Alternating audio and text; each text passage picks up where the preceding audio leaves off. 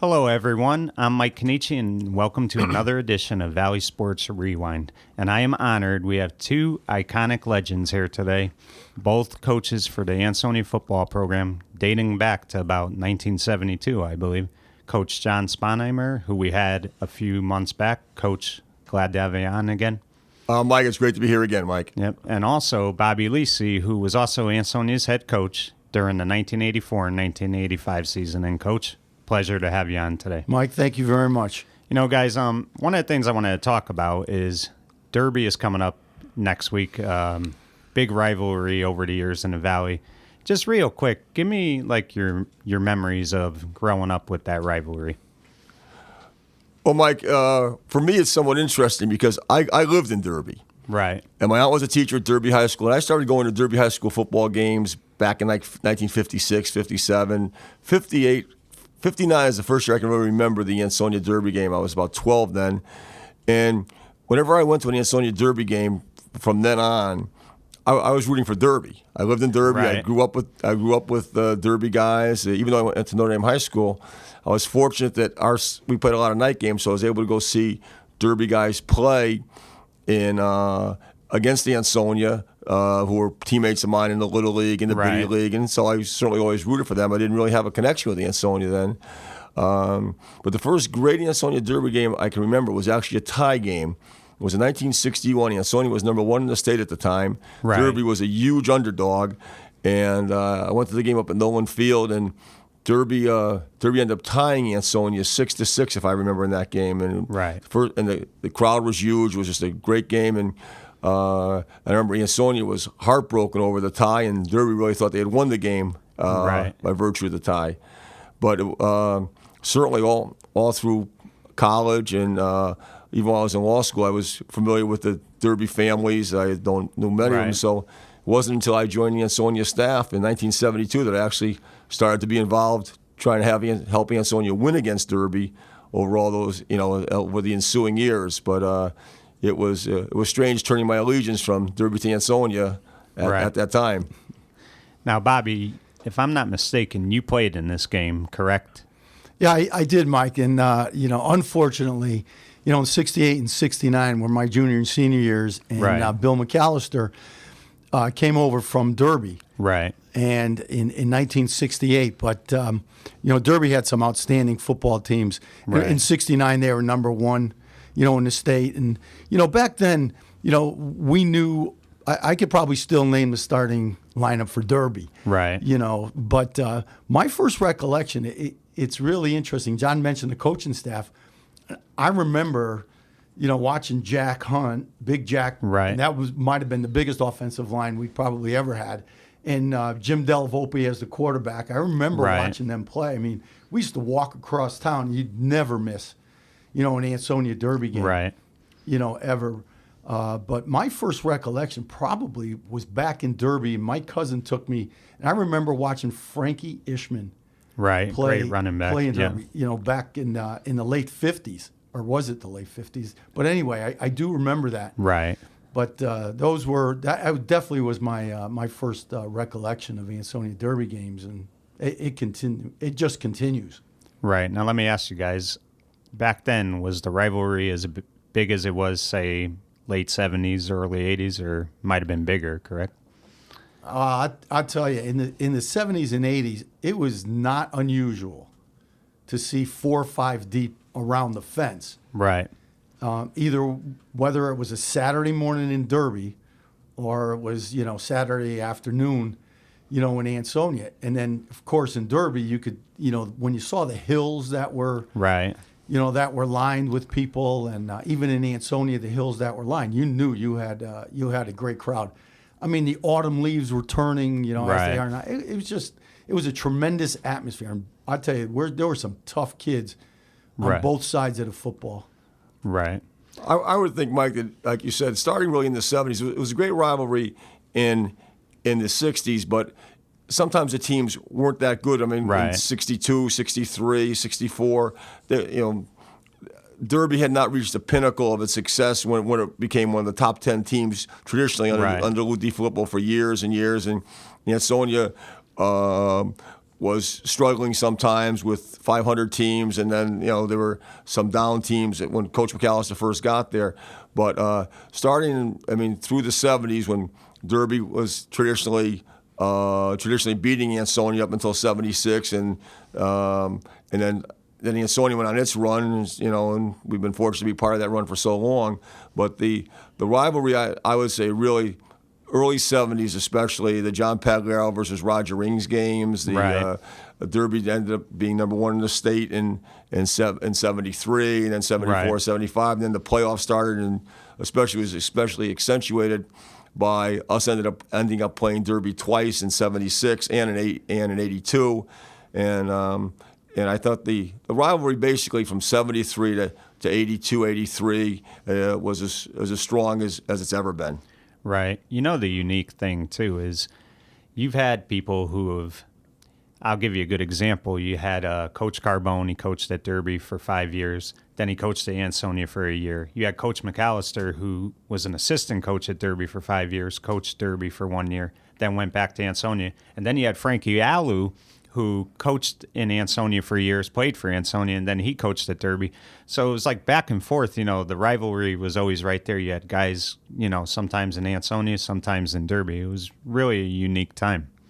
Certainly back then, when you talk about the coaching staffs at that point, we were young in 1973. That was my first year. Right. But certainly, the aura and legend of Lou DiFilippo. Yeah. But that was probably one of the things that we prided ourselves on as a coaching staff. That we loved Bill, and he was a mentor to all of us. But that from 73 to 75, there were some real battles. And 1976, as John mentioned, it's a Saturday morning down in Derby, and it's 22-20. And we could probably remember the pass that Sandy Oshesky threw to Jeffrey Bruce, down in the end zone. And that was something special. So we finally get that monkey off our back. And 6 weeks later, we have to play him again. Yeah, and that's got to be rough. That was difficult down in Bridgeport at Kennedy Stadium, cold. Yeah, it was extremely cold. But leading up to that, I remember practicing. It was absolutely one cold week, and you're looking at playing Derby again. After finally beating him. But that was a special year. How nerve-wracking, though, is it for you guys as coaches? Never mind the fact that you put a lot of pressure on yourselves to win that game. But then knowing that you won that game and then you got to play them a few weeks later, I don't care what anybody says. I think deep down for both sides, if it was Coach DiFilippo, who was on the winning side, or if it was Coach McAllister who was on the winning side, you don't want to play the other team again. Well, as coaches, it's just, it's nerve-wracking. And one thing, Mike, the first time in 76, people weren't used to having a playoff system because they didn't announce that we were going to have the playoffs until after we had already beaten Derby. Right. It was about a week later that it came out that there would be playoffs. And so all of a sudden you're starting to figure out playoff points and following somebody, and you knew Derby was lurking out there. And it became even more so in 1982 when we beat Derby. In Derby, both teams were undefeated at the time. It was a tremendous game. Yeah. I think we beat them 21-0 down in Derby at the time. But then as the week, then certainly you start looking at the playoff points. They're lurking out there, and we really didn't want to play Derby again because we'd already beaten them. And the same issue was Derby, and when they beat us in 85 and 90, when we just missed out by the smallest of margins to get back for a chance at them. If you lose the game, you were just dying to get back into the playoffs with a chance to beat them again, because no one would remember the first loss because you'd be a state champion. And it's tough to lose a state championship game no matter what. But when you lose it to such a strong rival who is right next door to you, whom you see every single day the rest of the year, just by virtue of where you live and drive and whatever, it multiplies the feeling of the loss. Right. Coach, one of the games that was a classic game, and I know it was a losing effort by you guys, but that 1985 game, Derby versus Ansonia at Nolan Field, that's one of the classic games of all time. Talk about that game a little bit, just in general. It was you versus Charlie, and you two are great friends, and I mean, have such respect for each other, but that was, to me, the best Derby Ansonia game that I witnessed. You know, you're right. I mean, Charlie DeCenzo and myself, we had a real good relationship, and our programs were very similar. I mean, we had an outstanding quarterback, in Jeffrey Coppola, but we had two outstanding receivers. The most valuable player in the state was Terry McNamara that year in '85, and but Patrick Ahern also caught over 50 balls that year, and so that game. The one thing Ansonia didn't have in 1985 was a solid running game. That's what we didn't have, and we threw the ball quite a bit. But Derby went up 7-0. Then I remember just we threw a sideline to Pat Ahern, and I remember Charlie calling a timeout just before the play. Right, and they didn't give it to him. And then we come back, we throw the sideline. Patrick breaks a tackle on their side and goes and we faked the extra point. Right. But we had planned to fake the extra point prior to that touchdown. Of course, hindsight being what it is, I mean, I'm not so, I don't remember whether or not, I don't think our kicking game was real solid. Right. But, and Terry McNamara was our holder at the point. But, that was a good game. Plus, then we had beaten them from 76 to 84, including so it was a long time, including two in 76 and 82. Right. So that was that 10-game stretch there. That that broke the 10-game stretch. So that was a big game. Great crowd, beautiful day. I remember it was gorgeous. Right. John, what would you talk? You've been coaching for a long time. What is the one Derby Ansonia game that sticks out to you the most, where you were like, this was just the best feeling? Well, the best feeling, I think, was the first one, the 76 game. Right. And I had joined the staff in '72, and it just week in, year in, year out, it was when are you going to beat Derby? And plus the specter of Bill McAllister having left Derby to come to Ansonia was further magnified. Right.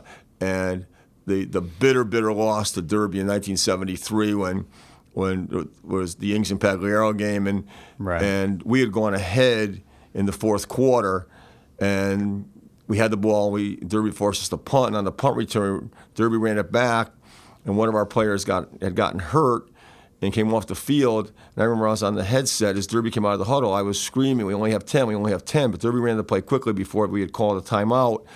And Ricky Slowick started to run to the left, and I thought we'd be okay. And all of a sudden, he made a great cutback to the right, where where the player was out of the game, and he ran in for a touchdown. And that was just a huge loss. I remember Bill McAllister after the game was just so crestfallen. But obviously, the win in '76 was, I think, the 22-20 game was the greatest one we were involved in. But there was another tremendous game we won, and that was the '81 game. Right. As far as for the interest of the fans, I think the final score was something like 45-31 or something that or something. Yeah. And I think, that was a game virtually that made Bobby Orciano the player of the year in Connecticut. He had probably 400 total yards against us. He ran back 2 kickoffs for touchdowns, I think. Yeah. That shows you how stubborn we can be. After he ran back the first one, we kicked it to him again. But and he ran for a ton of yards. We laughed when we used to see him. We thought he was exhausted in the last quarter. We knew he had no legs left because he ran for so many yards against us in the first 3 quarters. But we had a tremendous offensive team then with Joey Shea and quarterback, and David Lee was receiver, and we scored 1 touchdown on defense when John Kostowski stole the ball from one of the running backs and ran in for a touchdown. But it was, from a fan standpoint, that was probably the most exciting game, because you thought the scoring would never end in it. I mean, you go from 45-31 to 7-6, and each game maybe equally as exciting, but just a different way of looking at the high school football game. But there's been so many losses, victories that have been so nail-biting right down to the last seconds. You never knew you would either won or lost the game until the referee took that hat off at the end. Right. And a lot of people will tell me over the years that you talked about Derby wasn't that good in the early 60s. But if they beat Ansonia, that made their season. And I've had Ansonia people say if they beat Derby, that made their year. Do you believe in that, or do you think what do you think is? I mean, obviously, a winning season's a good year. You guys are so used to winning championships that beating Derby and not making the playoffs is probably not a good year to you. But how did you feel back then? Would you say? Well, see, the people that grew up in that era, there was no playoffs. Right. And so Boots Jarvis used to always say, if you beat Derby, you beat Naugatuck, you had a great year, no matter what it was. Yeah. But all of a sudden, the playoffs have made this much more of a statewide game. It has accentuated the situation far beyond what I think the early founders of the playoffs even believed. So I think that's really changed an awful lot. I mean, beating Derby is still very important. Right. But, I mean, given a choice of beating Derby or winning a state championship, I know that I would take a state championship, and I believe that everyone associated with our team would feel the same way. I mean, Derby is still an extremely important game, maybe the most important game of the regular season. But sometimes that pales by comparison if you can make it into the playoffs. I remember we got beat by Derby in 1988. Tough game. We lost 10-7 game. Yeah. When we came back and beat New London in the state finals in one of the great games in the Ansonia history, there was absolutely no one on the Ansonia staff that even remembered that we lost to Derby as far as comparing to the New London game. And so that the Derby game is an extremely important game, but a state championship still carries the season for Ansonia football. Right. Bobby, why do you think, I mean, obviously things have changed in the last 15 years, but why do you think the rivalry is not the same as it once was? I mean, there was a time that place was packed, whether it was at Nolan or whether it was at Ryan. Now it just doesn't seem like the interest is there like it was. Do you think the Friday night game has something to do with that? Do you just think? I know some people have suggested we go back to Saturday afternoon, Mike, but you know what? Demographically, both the Ansonia and Derby have changed.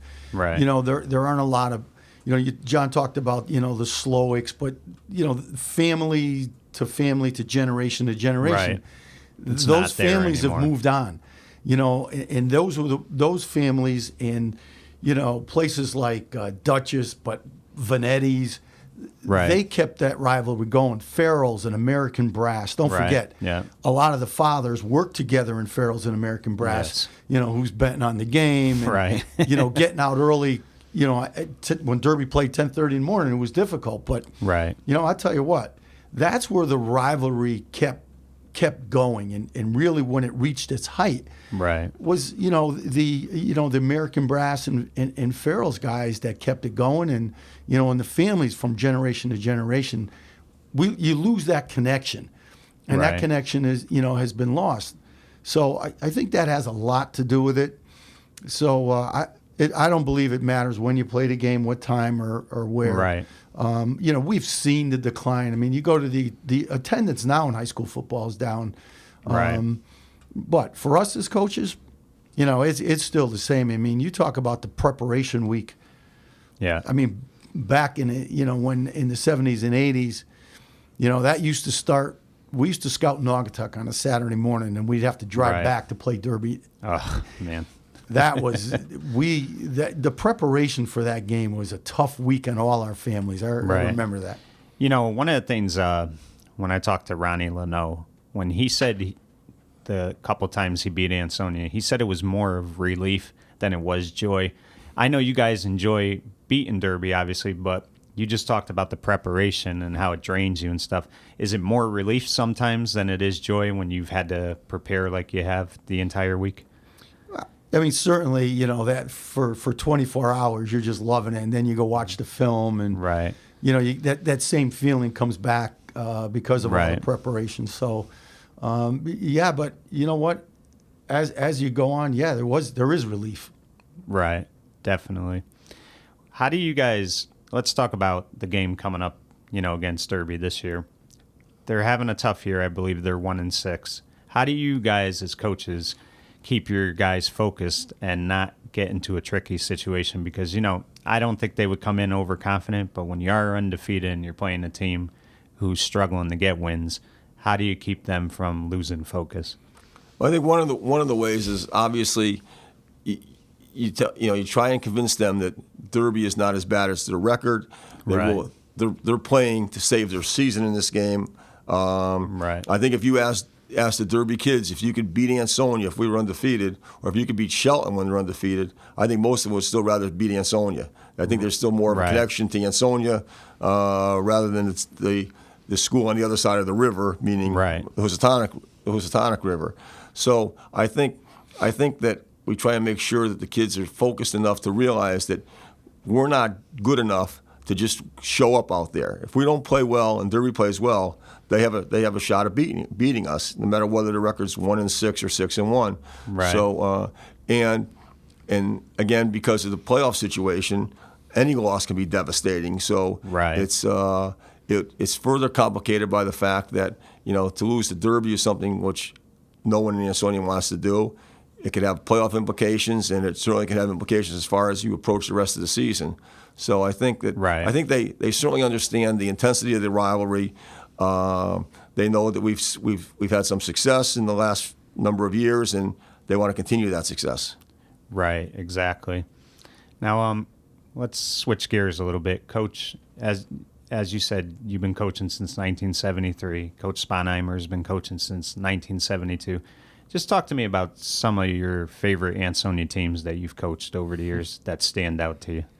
Boy, I tell you what, one of the ones, people sometimes forget about the 1987 team. Right, that was a great team. Yeah. Well, James Lane and, Angelo Cuomo and that group. But the significance of that was coming off of 5 86. and 6, right.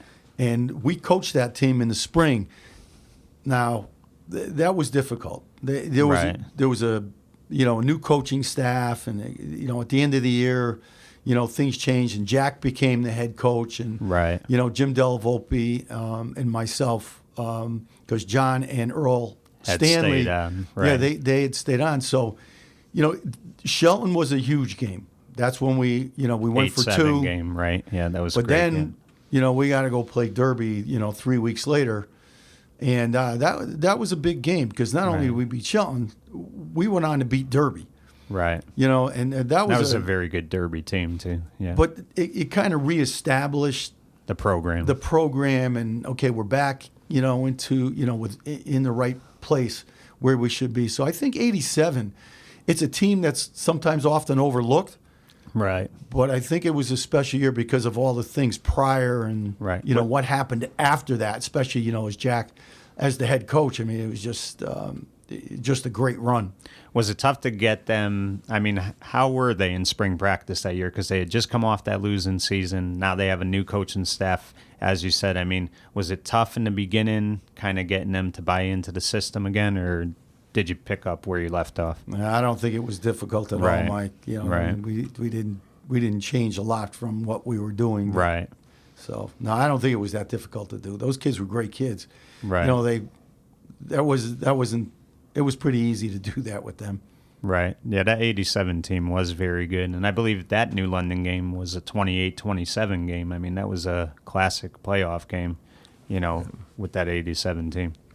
One team, Mike, that jumps out at times to me is a 79 team. And the reason that team jumps out is because the year before we had ended up the Sandy Olszewski era. We had lost, unfortunately, to Amity in the finals, but we had won 36 games in a row. Right.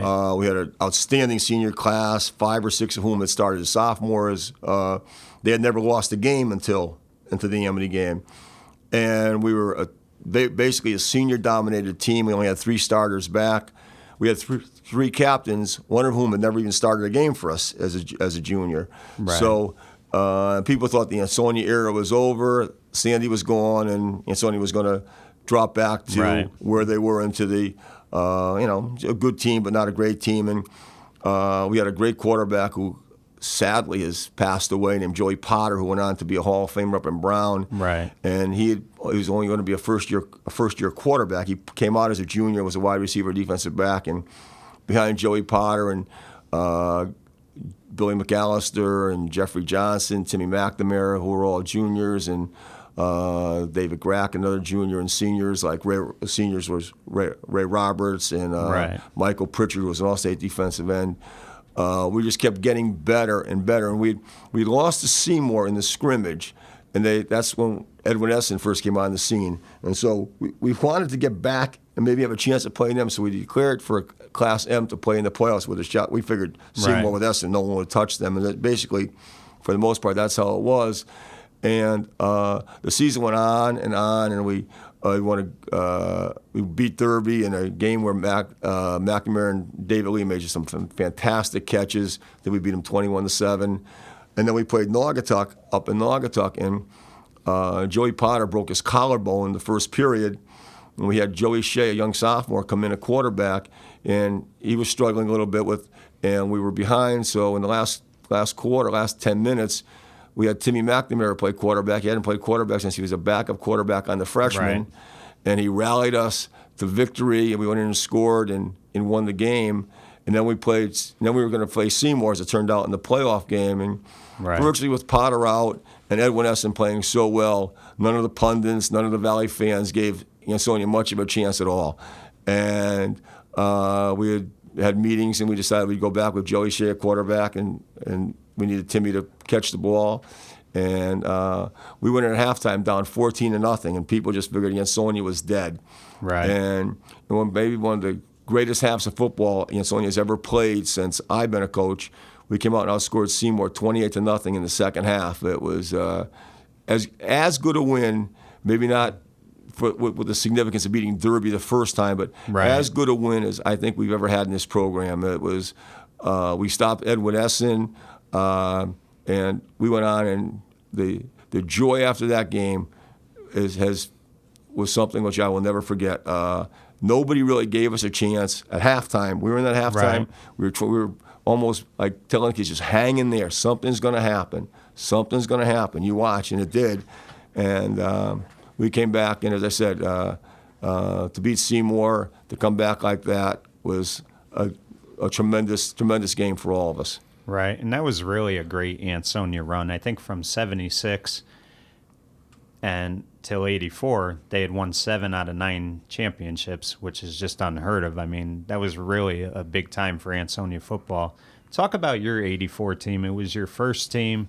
I'm sure you felt a lot of pressure replacing a legend, but just talk about how great that team was, because, I mean, they get overlooked sometimes too, I believe, because they were very good as well. We had some real fine players, and Jeffrey and Capola, as I mentioned, and Terry and Patrick. They were juniors, but you're talking about John Hunt, who went on to play at Miami. Miami, right? John's position as a tight end. He was the first tight end named All-State at that point. But Ellis Ings, Roger's younger brother, and he was our tailback. When we were in the Wishbone, Derek Abbott's was a real good fullback. But then you had Billy Smith, who goes on to play at Union with Pat Ahern. They play in the Division III championship down in Alabama when they were when Smitty was a senior at Union. So we had some real good football players. Michael Shookman was the tackle, next to John Hunt. Michael was a real fine player. So, we could run the football. We could play some real good, tough defense. Right. And we had some real fine athletes on that team. And the week before we played Derby, Torrington's undefeated at our place. Right. They beat us. We got to go play Derby, who's undefeated. We beat them 35-0. Right. That was a real fine game we played coming off of the Torrington loss, and then we have to go play Watertown with Rico Bronya, and they were undefeated. So 3 weeks in a row, that team really played extremely well. And then we beat Naugatuck, on Thanksgiving, and Putnam was they had 2 1,000-yard rushers at that point, but. That was 56-6, I believe. Yeah, that was a blowout, and a lot of people always talked about, they never wanted to see Putnam again because it was just so one-sided. But, I mean, that 84 team really was one of the great Ansonia teams. I mean, it had to be a great feeling your first year in. You get a state championship. I mean, what did you feel like winning that? No, absolutely. Mike, it's certainly, you certainly the pressure to uphold your tradition and, Right. certainly the run from, 76 through 83, and we're finally number one. Right. And that was something that, as a coaching staff, we had missed out on it, just too many times with other great teams. And in '84, we had a shot at it, but Torrington beat us. That was a classic, hard fought game, and so it was a special group of kids. Right. Now, when you left after the '85 season, did you think at some point you would be back on the staff as an assistant, or did it kind of happen by accident? Did you miss coaching that year? Oh, absolutely. Yeah. I absolutely miss coaching. In '86, I remember going to the games. I remember sitting with Peter Right. Vartelis, at the Shelton game at Shelton. Right. So going into games, it was tough to watch because you knew all those kids. Right. And then what transpired, in the off season, Jack coming back, and Right. so it was really special coming back, and it was no problem just stepping right back into it. With the rest of the coaches, we just stepped right back in, and it was really fulfilling. Right. Coach, let me ask you this. Let's talk about some of your, winning teams recently. Talk about that 2011 team that started the streak that you guys went on. I think you guys won 48 in a row. That was a real great Ansonia team. And even that 2010 team, they lost a couple games that year. They were very underrated as well. Well, in 2010, we virtually only had one senior on the team, and that was the best player in the state, though. Right. If you're going to have one senior, you may as well have the best football player in the state, and that's who we had. Right. And he basically carried that team on his back. We got to the state finals and lost to the St. Joe team that had a great quarterback in Right. Del Vecchia, and they had Tyler Matakevich, who's playing on Sunday now for the Pittsburgh Steelers, who was an outstanding running back and also a linebacker. Right. And that was an excellent St. Joe's team. And the next year, we really figured we had a shot to get back at it. We had a team Right. that played, with the exception of Montreal, and we the year before, Arkell Newsom had played as a freshman, started with the varsity. Right. Had a big interception against Derby. Right. Yeah. And he had an outstanding freshman year, and he was going to be the tailback. And what we had with that team was such. We had big linemen, athletic linemen, and strong linemen. We had two, Dylan Vannell and Tyler Williams are both starting now as they were the tackles. They're both starting as seniors at Southern Connecticut now. Right. And our center and two guards were both 500-pound squatters. So they had tremendous. We had a outstanding tight end, whatchamacallit, in LaRover, who played was a captain up at Union, I believe. Was it Union? Yes. Union, Yeah, at went to Union, Union. who was another big, strong, tough football player. That offensive line was probably as good as any offensive line we've ever had. Right. And we had a great young blocker, a small blocker, a fullback who was tough as nails, named Dennis Danley. Arkell became the player of the year in the state as a sophomore, which just doesn't happen. And that team really did a great job the whole year. I mean, it just blew teams away. We had an all-state linebacker in Tyler Woods, who was tremendous. Right. We were probably as good on both sides of the ball that year. Elliot Chudwick was a quarterback who had played the year before. Right. He knew how to manage the team. He knew how to throw the ball when we had to. It was probably as strong on both sides of the ball as we've ever been. Right. And I believe you had a good receiver, Montos, too, who was huge for you guys. And he was only a junior. Right. Andrew Montos was a junior. Very Tyler good Lester was a linebacker, outstanding linebacker as a junior, great speed. Hezekiah Duncan. I mean, there were just so many real good. There were two very good team classes back to back. I mean, we had the team the team that won the next year was another outstanding football team with all state football players on it, and obviously having Arkell for that 3-year run where he set records which will never be topped in Connecticut as far as career records, speaks for itself. Right. I mean, do you guys ever look back, though, and I doubt you do because you're not those type of guys, but do you ever just think to yourselves, my God, we've had these runs where we've won 3 in a row, 2 in a row, 3 in a row, 4 in a row. I mean, I think 19 championships total. I mean, that's outstanding coaching. It's a great program. I mean, great athletes. But, I mean, do you guys ever, say to yourselves, how the heck did we do this? I mean. I don't reflect on that. I think the only time I probably think about that is how many state finals we've been in. I mean, we've won 19, and, we've lost 10? 10. So, I mean, we've been in 29 state finals. Those weeks leading up to through the now the quarterfinals, the semis, in the finals, but and that's 29 out of 40 years of existence. I mean, that's unheard of. It's probably the only time I might think about it once or twice during the week, but other than that, Mike, you don't have time, but no, you just it just keeps rolling on, and the kids work hard in the off season, and we're fortunate to have, outstanding, head coach in Tom Brockett, Right.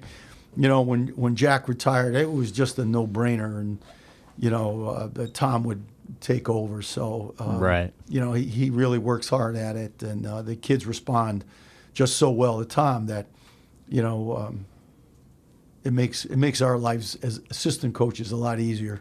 Right. See, I don't. Some people do, but most of the people just don't realize how the change in high school football, how it's become such a year-round activity now. Right. Back when we first started coaching, the season was over on Thanksgiving Day. There were no playoffs, and you watch the kids play basketball, and baseball. There was no weightlifting see them in no. spring practice. Virtually now, between weightlifting and passing leagues and things like that, I mean, we end up in the state finals hopefully December 15th or December 12th, sometime around then. We start weightlifting in less than a month, and that includes with the Christmas holidays. And we go right through weightlifting competitions in March, and for the guys who don't play spring sports, we continue right through to spring practice. Right. Then we go to another camps. We go to other camps, and then we have passing leagues in the summer, and it's as hard as it is on the staff, it's doubly or triply hard on the head coach. Tom Brockett spends an inordinate amount of time preparing for games, preparing for practice, preparing for the season. Like Bobby says, I mean, that's the one great thing the Ansonia has always had a great run of, whether it be starting with Boots Jarvis and then Bill McAllister and then Bobby and Jack and now Tom. Right. The head coach has always set the pattern for Ansonia football, and I think that clearly, I don't know if anybody else could ever have done what Tom did as far as adapting to a year-round program the way it is, because it can be overbearing at times. But we're fortunate that we have people that are so committed to being involved in this program that we're able to work enthusiastically year-round. Do you both feel you're still able to coach the same way you did, say, 25 years ago? Because things have changed, It's not the same game it was at that time, but do you feel like you're still able to come to practice every day and still coach the way you want to coach? Yeah, I mean, certainly. I mean, I'm telling you, Mike, we certainly coach the same way, as far as, the effort that's needed, right? And what we impart, to the kids is, listen, this is the way Ansonia does things. It starts with our power game. And, we run our power game. People know we run our power game. So, we coach it. We still coach it that way. Some of that's a mentality that we have continued. And that's just, the way we have to do things. And we won't get away from that as long as we're here. Right. I think, Mike, obviously everything changes in life as you go on. The whole social spectrum changes. You're dealing with the social media now that you never dealt with before. You're dealing with kids and cell phones and people and cell phones. I mean, I sort of chuckled a bit, but I can understand how times have evolved when Coach Trafone down at Darien was suspended for a couple of games for supposedly trying to get a kid off the field who was he's worried about him being thrown out of the game, and he slapped him on the side of a helmet. Now, obviously, he couldn't hurt one bit, and he tried to get his attention. I think back to maybe when I was in high school that some coaches might have gotten my attention even a little more forcefully. And I certainly didn't care. And I know that my parents, my father would have cared that I was not maybe paying attention like I should have. And was glad that a coach would try and get my attention. And I don't mean by shaking or threatening you or anything else, but certainly, I mean, when I was a kid, they used to talk about Nuggy, Ryan, and Derby walking by with a switch and like smacking people in the legs if they weren't moving fast enough off the ball. But society has evolved, and it certainly has evolved. I would say more for the better. But by the same token, in a sport such as football, where the necessity for discipline is just so important because you're playing a physical game, you're playing a game when you have to play with bumps and bruises. The game is certainly changed, certainly for the better as far as trying to make sure people are not hurt with concussions and things such as that. But by the same token, I think that we're fortunate in Ansonia, maybe because we've won so much that parents are very supportive, but every now and then you find a situation where a parent disagrees with you, but that's been the nature of the game for so many years. I think in some towns, coaches have to deal with parents who think that they can really coach the team by being in the stands and being a parent. We've been very fortunate over the years that we've had an excellent rapport with the parents, but times certainly have changed as far as being a high school football coach. Right. When the Yankees were having their big run, they talked about the core four, Posada, Jeter, Andy Pettit, and Mariano Rivera. But, when I look at the big run over the years with Ansonia, it always starts with that core four coaching staff because they were together from 73 till 2005. That's yourself, Bobby, John, Jack Hunt, and Jimmy Delavolpe. And I think Jimmy left probably after 99, but you guys were together for so long. Just talk about the friendship and the bond you guys had as coaches a little bit. Mike, I tell you, I was 21 years old, and and coming up, I needed to learn how to coach young men, Right. And I was fortunate that Del and Jack and Spoonie were there to help me and mentor me, right. and in the program as well as dealing with young kids. But our kids were born, who was getting married. Unfortunately, when Jack passed away, that was difficult for us. That was a real difficult time before Thanksgiving. So the bond that's created through the competition over the years, right? It's a special time, and it's through the competition. It's what we've been through, right? That makes that bond, a little tighter, right? We spent so much time together socially. We were young. We were single for the most part when we first started out, and there was a lot of give and take with the coaching staff. Right.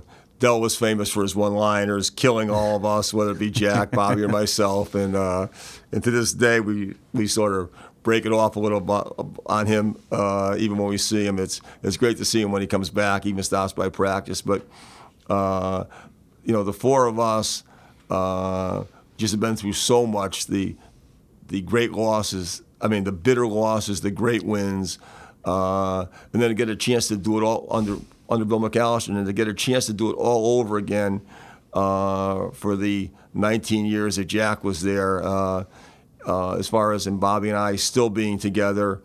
It's been over 40 years that Bobby and I have been together, and I still remember when Jimmy Delavolpe, who was going to assist me as a freshman coach in 1973, said there's a kid a kid who's a friend of my brother's who would like to help out.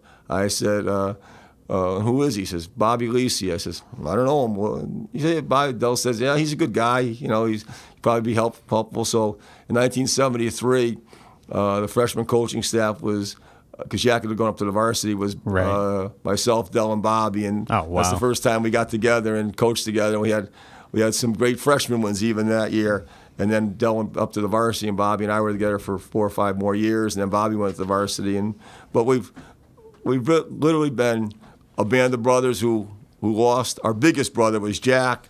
He was Right. just, he and I were high school opponents and basically in the same high school class. But, and we miss Jack to this day. But whenever even Del, Bobby, and I are together, there's always an awful lot of smiles until all of a sudden Del will start digging on Bobby even more than me, because maybe I'm bigger than Del and he's physically afraid of me. No, he's not. Right. I hope he hears. I hope he hears this though. And, but Del certainly liked to get the last word in anyway, and we had a lot of fun with him, and we to this day we still do. Right. Bobby, talk about Bill McAllister first, then Jack, what they've meant to you just as, guys that you coached under and stuff like that, what they've meant to your career. But my relationship with, Coach McAllister, first was, as my head coach. And I played for Bill for 2 years. And we had a pretty close relationship as far as player-coach goes. So, right. But, the one thing I tell you, Mike, he really taught us, well, certainly how to deal with young men, but we were so loyal to the program. That was instilled in me a long time, for many years by Coach McAllister. Is, how loyal we are to each other. Listen, we don't always make the right calls. We would fight in the coach's room about what to do and what not to do, and should have and could have. But I'll tell you what. But out on the field and with in the community, we were loyal to each other, and that was something that was really stuck with me for a long time. And certainly with Jack, we were all so young coming up that it was just a progression of what Bill had taught us. Right. And so there really wasn't a lot of change. What Jack demanded of the kids, we knew what was demanded of us. Right. As assistant coaches, and we knew what our role, was. So that didn't change.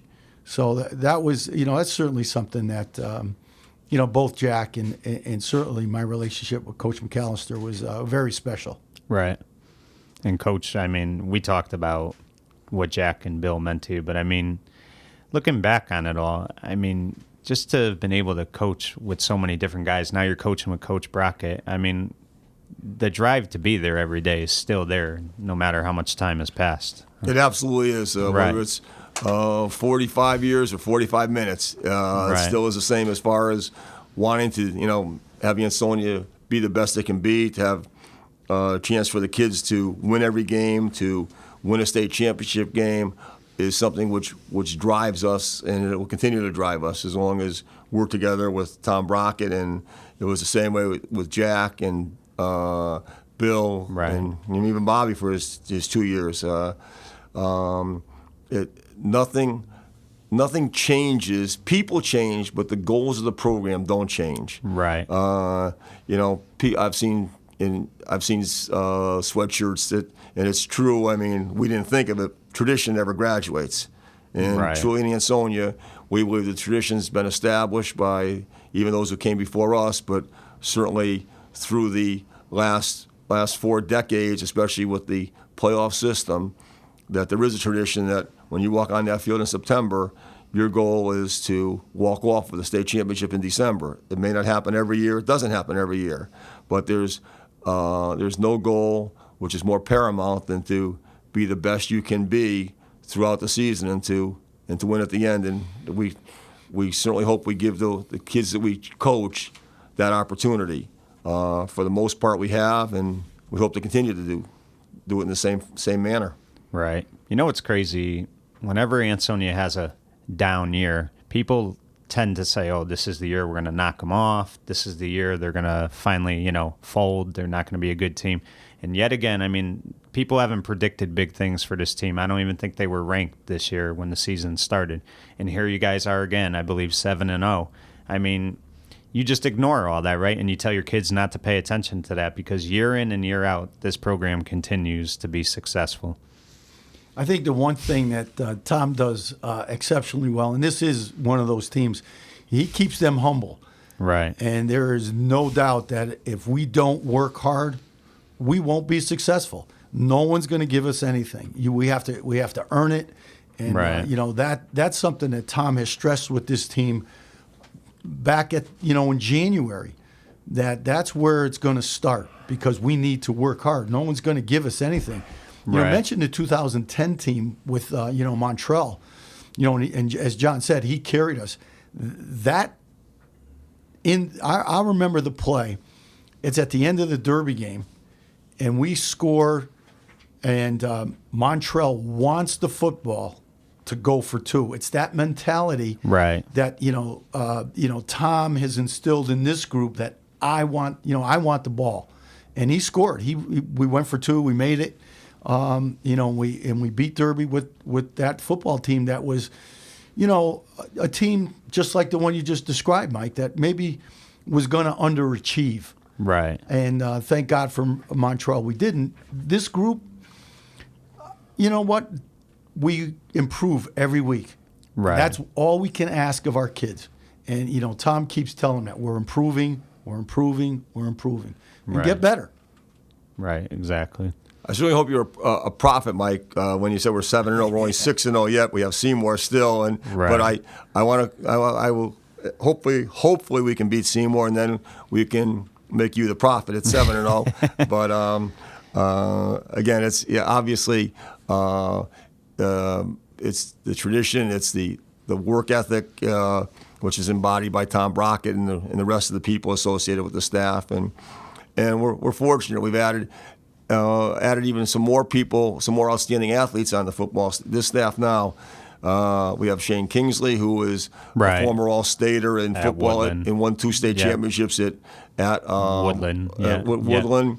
We have John Mahalko, who was an outstanding lineman at Shelton and Right. Trinity College, who won a state championship with Joe Bonanto in 2004. Right. We have Andy Mancini, who's now helping out now, who's coached at a myriad of schools, including Derby. This will be the first time he'll be on the opposite side of. He lives in Derby the same way I did for many years. So the coaching staff still adds varied personalities, and that makes us a better staff. We have everybody adds to it, and we're fortunate that we've added these guys, and we have an unsung member of the coaching staff that's been there about 30 years that people forget sometimes, is Earl Stanley, Right. who was a great football player on the '83 team, maybe as fine a two-way player as there was in the state, and Earl does a tremendous job with special teams when he's there, with running backs, being such a great former running back himself. And he's an extremely integral part of this staff. He's been helping you with the freshmen, correct? Yeah, he helps with the freshmen when he can be there. And I was just explaining to the freshmen the other day about how we expect people to play both ways in Ansonia. Earl Stanley never came out of a game one play, and he carried the ball 35 times if he had it. And we played defense, and we expect that same thought process to begin with the freshmen when they come here. But so. We're fortunate to have so many different people on the coaching staff that make it the staff that it is right now. Right. And, I don't want to get into the Seymour game tonight because, you guys have to worry about that as it is. But just talk about the MVL a little bit. One thing that I have seen the last 10 years is where people used to badmouth the MVL a lot and say, it wasn't competitive. That league has really taken off. You got good teams in that league now that have gotten better. You've seen Watertown's gotten better over the years. Woodland had that run with the championships. You're seeing Seymour, they're back into it now, getting good. I mean, the league is getting very good, I think. It's been a fun league to watch. And with Derby in it now and Oxford in it, and I believe you have St. Paul, I just think it's a better league. Well, it's a very competitive league. There's, the coaching staffs have gotten better. Coaches who have won state championships at other schools. Jude Kelly, who won a state championship at East Catholic, and at Southington, who was up at St. Paul's. Craig Bruno, who was an outstanding coach at Bunnell, won a couple of state championships there. George French is an excellent young coach in Derby. He and his staff do a real good job. Seymour, Oxford, Joe Stockmell has been around state championship teams when he was at Hill House for a number of years. So you're getting people who have had solid reputations with other schools even before they came to become head coaches in the NVL.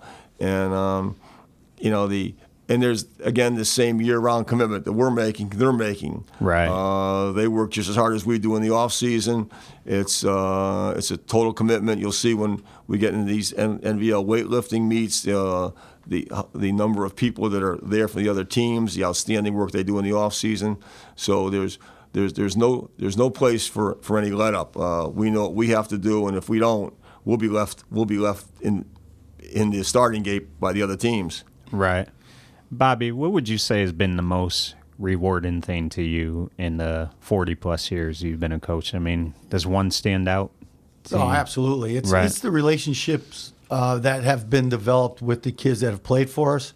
Right. Certainly, we talked about the coaching staff. That's, second to none. But, the kids and the student athletes over the years that, we can, they give you a call. When they call you, say, hey, Coach, how you doing? And they'll just call to wish us luck. Send me an email, a text message. And kids who have played for us back, in the 80s. And those relationships to this day are very, very special. Of all the things, it's hopefully if we've helped any of these kids along the way, I just love when kids come back. We had a young man, Johnny Tedder, come up the field the other day. He was just driving by from work. Right. He played in 2001, 2, and 3.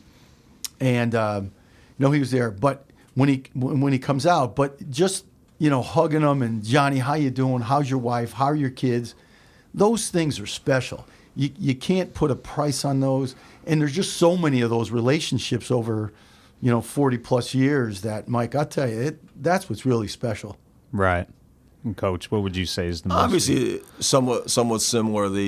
To see people now who I began coaching with back in, or not coaching with, but coaching back in 1972, who are virtually grandparents now. Right. Makes me feel a little bit older, but to see the successes they've had with their own families, with their jobs, still having the love for Ansonia football, and just running into them in every form of life, and all of a sudden, and even the ones who didn't have great careers have great smiles now when you see them, right? Because they knew they were part of something special, and and Bobby's even a little more fortunate than I am because he's an educator and dealt with kids all throughout the day and so many more kids.